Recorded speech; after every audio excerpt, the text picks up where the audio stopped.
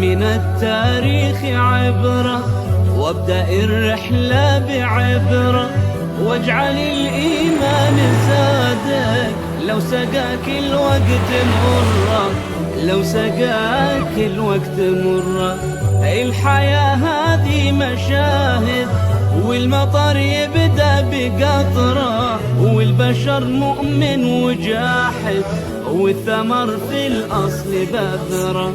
الحياة سيدة ألمانية مسلمة كثر الحديث والنقاش حولها وحول زوجها في الأيام الماضية في وسائل الإعلام ومنصات التواصل الاجتماعي، وسعيا إلى كشف وبيان الحقيقة قمنا بتسجيل هذا اللقاء معها حصريا بالقرب من الحي الأولمبي أولمبيا بارك شرقي مدينة ميونخ الألمانية في مقاطعة بافاريا. كانت تعيش السيدة أندريا أنا ميلباوا مبارك حياة طبيعية مع زوجها التونسي وابنتها وابنها، وهي الآن تعيش وحيدة بعد أن تم منعها من دخول الأراضي التونسية ومنع زوجها من مغادرة التراب التونسي، وقد تم حرمانها من مقابلة عائلتها هناك بعد أن كانت معهم قبل أيام قليلة في مدينة سوسة التونسية. هو لقاء نحاول أن نكشف فيه عما حصل ونفصل فيه كثيرا من الأخبار التي تم تداولها. Amina, ich freue mich sehr, dich hier im Kulturzentrum Trudering zu treffen. أمينة، لو تقدم لنا روحك باللغة العربية. نعم، أنا اسمي أمينة واسمي ألماني هو أندريا، عمري 30 سنة وراجلي من تونس، وعندي صوت صغار لطيفة قريب 3 سنين، وإبراهيم سنة ونصف. أنت أصلك ألمانية؟ نعم، أصلي ألمانية، موجودة هنا في ألمانيا. نعم في ألمانيا في بوكهاوزن قريب نمسا. نعم. أما في ألمانيا. نعم. وأنا عايشة هنا في ألمانيا ونعمل دكتوراه متاعي. أنا نخدم زادة، أنا عندي مدرسة لغات ونقري اللغات منهم اللغة العربية طبعا. نعم، زادة اللغة العربية. نعم. وزادة عندي انستيتوت كوسمتيك. أمينة، نواصل معاك، وإذا كنت تحكينا على يعني على أمينة كيف كانت صغيرة، كيفاش عاشت أمينة وهي صغيرة، ويعني كيفاش يعني كيفاش كبرت وكيفاش دخلت للإسلام، ونحب نعرفوا بعض التفاصيل على حياتك. أنا ولدت في عائلة مسيحية ألمانية، أبو وأمي زوز ألمانيين، وأنا أسلمت قبل قريب 8 سنوات والحمد لله. يعني أنا قريت القرآن وأسلمت الحمد لله. أمينة، يعني هل عندك مشاكل مع الشرطة الألمانية، وهل اتهموك بقضية أو بشبهات إرهابية هنا في ألمانيا؟ لا، أنا ما عنديش حتى مشكلة الحمد لله، حتى توا في كل حياتي ما كانش عندي مشكلة. وحتى كيف جيت لهنا لألمانيا ما وقفوكش البوليسية الألمان؟ يعني ملي جيت يعني ما فماش حتى مشاكل يعني؟ لا. طيب أمينة، لو تقول لنا شنو ما البلدان اللي زرتهم في الأعوام الأخيرة؟ أنا كنت في الصين في شنغهاي، وكنت زادة في دبي في الإمارات. بخلاف البلدان هذه كنت في أوروبا وتونس كهو. أمينة، فماشي بلاد رفضت لك المطلب الفيزا متاعك ولا رفضت دخولك يعني للبلاد؟ لا، حتى مرة في حياتي لا دخولك. طيب، فما فيديو يعني يقول انه زوجك كان في سوريا وشهادة كلاشنكوف، ويعني يقول في كلام يعني تاع ناس ارهابيين. هل الفيديو هذايا هو فعلا زوجك اللي موجود في الصورة ولا يعني شخص اخر؟ لا، راجلي وانا ما كناش في سوريا حتى مرة في حياتنا، ما كناش في سوريا. وزاد راجلي هو ديما بحدايا ويقرا هنا. هذا الفيلم هذاك مش زوجي، مش راجلي. شوف تصويره متاعه وشوف هذا الرجل، يعني مش هو. مختلفة. ان شاء الله كما نقولوا ترجع لتونس وتدخل تونس، مادام اذا ما فما حد شيء، اذا بالحق امينه ما عندهاش شبهات ارهابيه، علاش نمنعوها باش تعيش مع صغارها في تونس، وعلاش نمنعوها من دخول لتونس؟ ماذا بينا يعني نتحققوا معناها في القضيه هذه ان شاء الله. ان شاء الله يعني تلقى حقك، وان شاء الله القضاء زاد ينصف. Schauen ganz genau, also mit Emina, ihr Leben zu Hause, ihr Bürozimmer und genau wie Emina arbeitet, studiert und so weiter. Wir فعلا 100 يبقى أمينة باسمي. بارك الله فيك إن شاء الله.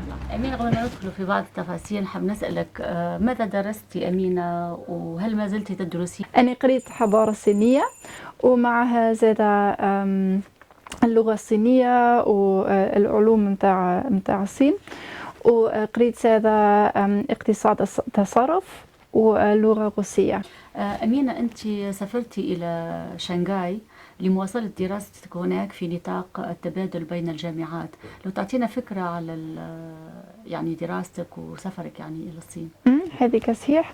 أنا كنت في الصين 6 أشهر مع راجلي، وهو عمل براكتيكوم، وأنا قريت في شنغهاي نورمال يونيفرسيتي اللغة الصينية. إلى أي حد وصلت يعني الآن في دراستك؟ هاي أني نقرأ دواء نعمل الدكتوراه متاعي. بالظروف هذه قاعدة تنجم تواصل الدراسة متاعك، يعني كيفاش تأثير الظروف هذه على دراستك؟ دواء ما عملتش برشا للدراسة متاعي على خاطر يعني أولادي بعيدة وما نجمش نقرأ دواء. أمينة، ما هو تأثير الإسلام على حياتك الدراسية والمهنية؟ أنا الحمد لله ما عنديش مشكلة مع الحجاب، مع النقاب. أنا درست حكا في جامعة وما عنديش مشكلة مع الأساتذة، والحمد لله كل شيء لاباس. مع الإدارة أيضا يعني ما قلقوكش؟ الحمد لله ما شاء الله.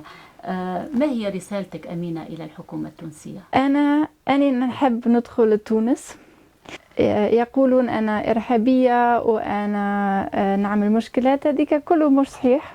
أنا مش إرهابية، أنا ما عنديش فكرة هذه متاع إسلاموفوبيا. شنو تحب يعني من خلال التجربة اللي عشتها أنت، شنو رسالتك كما نقولوا احنا وزارة الخارجية، لوزارة شؤون المرأة والطفولة؟ شنو تحب تقول؟ أنا عندي ثقة في القضاء التونسي، إن شاء الله ينصفني وناخذ حقي إن شاء الله ونشوف أولادي. طبعا احنا رسالتنا لهنا نحب نوجهها لكل المسؤولين أنهم يتحروا يعني في مواضيع مثل هذه، لأنه من الصعب جدا أن احنا نفصلوا أم على أولادها. أمينة، شنو تحب تقول للشعب التونسي؟ الشعب التونسي أنا نحب برشا ما شاء الله عليكم، ديما يقفوا معي، سبحان الله عاونوني برشا. الشعب التونسي ما شاء الله، وزاد في فيسبوك هم يحكيوا عليا وعلى المشكلات، يعني هذيك يعوني ما شاء الله عليهم. يعني شنو انت احساسك كيف سمعت برشا حاجات غالطه يعني عليك انت؟ مثلا سمعنا ان انت رحت لسوريا، انك انت وزوجك يعني عندكم علاقه بالارهاب او شيء زي هذا، فشنو يعني شنو احساسك؟ شنو تحب تقول للناس اللي يبثوا يعني في الاشاعات هذه وفي يعني يقولوا في حاجات يعني مش صحيحه؟ يعني حسبي الله ونعم الوكيل عليهم. هذيك حاجه كبيره يحكيوا عليا، وهذيك مش صحيح. يعني أنا ما كنتش في سوريا، أنا مش إرهابية، هذيك مش صحيح. ولو شكون يقول هذا عطيني دليل. الشعب التونسي طبعا دائما هو شعب يعني مضياف وشعب كريم ويحب الضيف ويكرم الضيف. هل مازال احساسك انه الشعب التونسي مازالت عنده هالقيم هذه؟ الشعب التونسي كريم ما شاء الله عليهم، وانا نحب تونس، انا نحب توانسه ما شاء الله. زاد هنا في ألمانيا، توانسة هنا في ألمانيا سألوا عليا وقال لي كيفاش نعود. الشعب التونسي مش كما بوليسية هذيك في البورت. يعني ممكن فما ناس في البوليسية ما عندهمش رحمة ومش باهي معي، أما هذيك مش الشعب التونسي. تحكي لنا كيفاش يعاملك زوجك يعني على حياتك اليومية، على حياتك الخاصة؟ احنا حكينا على دراستك ونحب نعرفوا أكثر، يعني إذا تنجم تحكينا أنه امرأة ألمانية معرسة برجل تونسي، كيفاش الحياة بيناتهم؟ هو ديما باهي معي الحمد لله، وزاد مع الصغار. أمينة، لو تحكي لنا شوية على علاقات زوجك يعني لهنا في ألمانيا. نحن عندنا برشا أصدقاء الحمد لله، وخليل ديما عاون الناس، وكل الناس يعرف خليل مكلم هو حتى في الليل ويعاون يخرج هاي يعني هكا راجلي قلبه طيب هاي الحمد لله. يعاون الناس برشا. أمينة، علاش حبيت ترجع يعني لتونس بعد أسبوع؟ يعني راجلي وأولادي في تونس، وأنا حبيت نمشي ألمانيا ونركح شوية أموري هنا وبعد نرجع تونس. أنا كنت في تونس من قبل ورجعت لألمانيا. أنت سافرت مع صغارك لتونس وخليت صغارك عن زوجك. أول مرة يمنعوك من الدخول إلى التراب التونسي، لكن أنت أمينة سافرت برشا مرات لتونس، يعني قبل المرة هذه يعني كم مرة يعني تقريبا دخلت التراب يعني التونسي؟ أكثر من 10 مرات أنا سافرت إلى تونس، وديما بالنقاب وديما حكة، وديما ما عنديش حتى مشكلة الحمد لله. أما يعني هذيك أول مرة يعني 10 مشكلة مرات تقريبا على مدى 10 سنين ولا 8 سنين، يعني هاي كل سنة، يعني تقريبا كل سنة تروح وما فماش حتى مشكل، وعندك تقريبا 8 سنوات وانت بالنقاب وما تمش منعك في حتى مرة للدخول التراب التونسي. هذه أول مرة تتوقف. أمينة، لو توضح لنا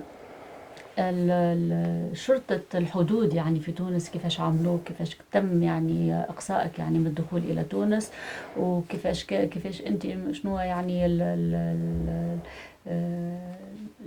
المشكلة اللي تعرضت لها معناها في الميناء؟ أنا مشيت تونس بالباتو مع السيارة.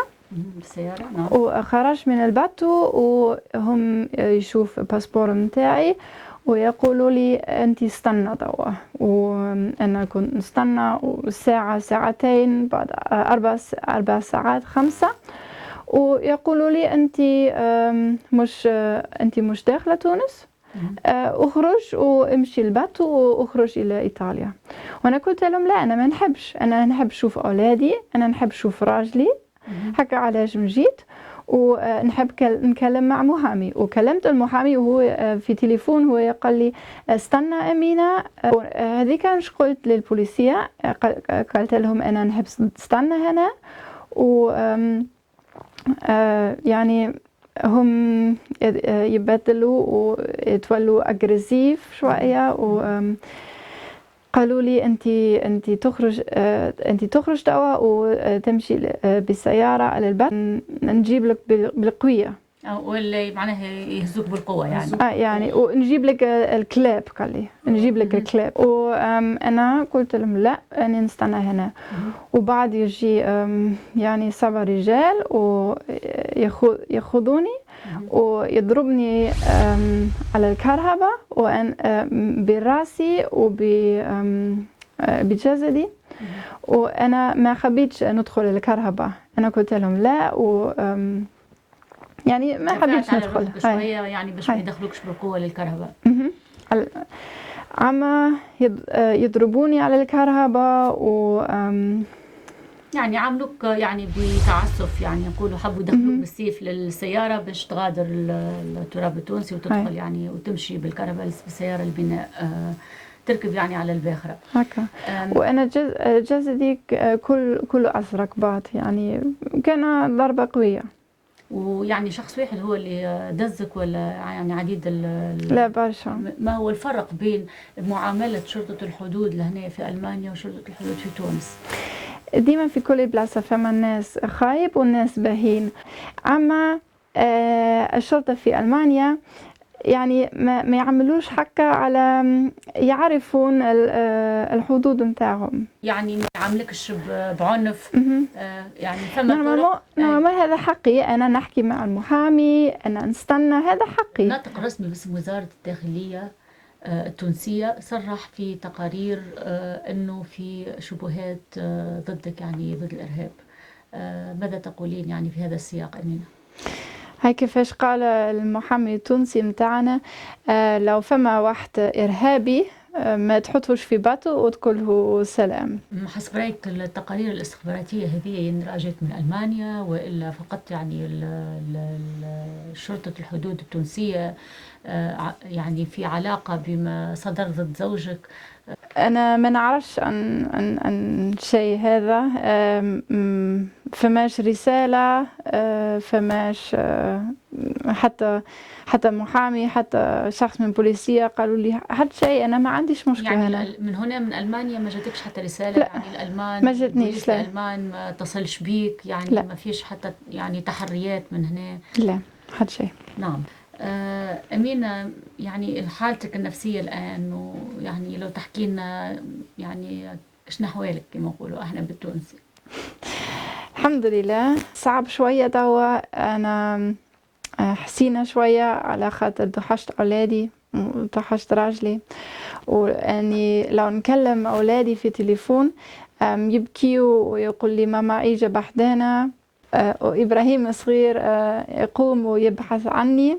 أما غدوة عيد ميلاد لطيفة وهي 3 سنين توا إن شاء الله. سنين. كل عام وانتي حي بخير لطيفة، إن شاء الله عيد ميلاد سعيد، وإن شاء الله تحتفلوا بالعيد ميلاد هذا مع بعضكم إن شاء الله في القريب العاجل. نعم، وإن شاء الله بعد غدوة العيد زادا.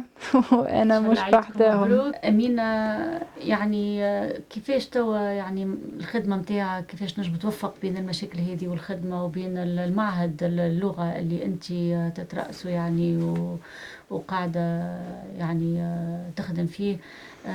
هل أنت نجمت توفق توا بين هذوما الكل؟ راجلك بعيد عليك، صغارك، الخدمة، احكي لنا شوية يعني كيفاش عايشة توا في هذه أسبوعين ما عملت حتى شيء لخدمة متاعي. دروس وقفتهم. لو تحكي لنا يعني قداش دارت الرحلة، قداش قعدت الرحلة متاعك وكيفاش كانت الرحلة؟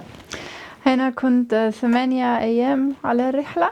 مشيت من هنا من ميونخ إلى نمسا وإيطاليا وإلى تشيفيدافيكيا هذيك بحث روما. ومن هنا مشيت مع الباطو إلى تونس، ويعني يبعثوا لي إلى باليرمو. تقريبا الرحلة يعني من إيطاليا لتونس دامت يوم كامل؟ يوم كامل في الباطو. صايمين على متن الباخرة ولا؟ نعم الحمد لله صايمة. يبعثوا لي إلى باليرمو. من تونس عاودت رجعت لباليرمو. طبعا رجعت الرحلة طبعا تقريبا أيضا دامت يوم كامل. زاد يوم هذيك. ومن باليرمو مشيت تونس مرة أخرى، وبعثوا لي إلى باليرمو مرة أخرى. رجعت. ومن باليرمو إلى ميونخ بعيدة برشا على خاطر باليرمو في سيسيليا، يعني بعيدة من ميونخ تقريبا 18 ساعة يعني بالسيارة، يعني تقريبا يوم ونص، يعني مدة زمنية كبيرة برشا. وأيضا الإنسان صايم ورمضان، يعني يستحيل الواحد باش يعمل 18 ساعة يعني. وزي ما كانش بحدايا برشا فلوس. فلوس كيف يعني باش ترجع 18 ساعة من باليرمو؟ فما شكون من العائلة بعثوا لي فلوس من أول، الحمد لله رجعت حكا يعني. رجعت أمينة من باليرمو. وبعد من باليرمو مشيت زاد بالباطو إلى جنوة. هنا كملت يوم مرة أخرى. وبعد مشيت بالكرهبة في إيطاليا، في سويسرا، في النمسا، إلى ألمانيا ميونخ. نعم طبعا الرحلة كانت شاقة جدا، بالأخص يعني في شهر رمضان والإنسان صايم. إن شاء الله يكون هذا الكل في ميزان حسناتك أمينة. إن شاء الله. عايشك. الصعوبات هذه الكل نتعداوها، وإن شاء الله يعني يعاود يتلم شمل العائلة من جديد. بارك الله فيك.